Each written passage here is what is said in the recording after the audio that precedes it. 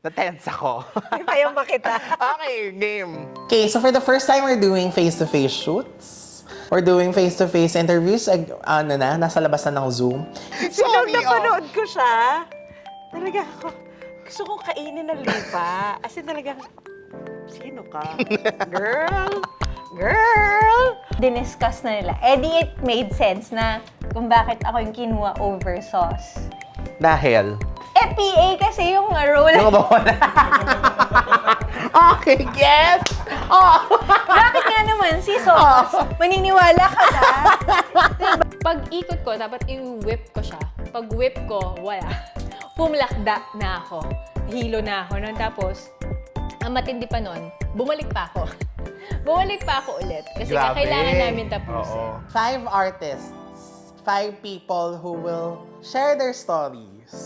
Nagpapasalamat rin ako na hindi siya dumagdag dun sa mga sakit nung mga naramdaman ko noon. And I guess that respect resonated hanggang ngayon. Sabi ko nga, yun nga rin siguro, dahil siguro rin hindi kami naging magjowa. The stories behind who they are as an actor. Yung time na yun, masakit yun for me.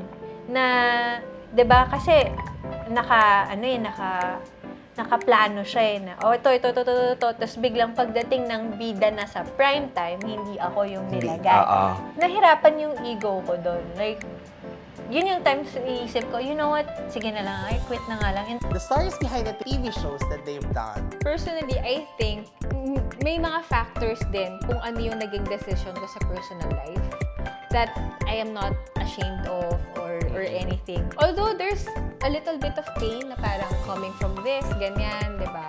Pero at the end of the day, ginawa ko rin naman sa sarili ko. So, Stories continue to get better with time and with wine. As we look back at the past and live the present with a sip of wine here on Rewind. Kaya, be kind, be blessed. Never forget, always rewind.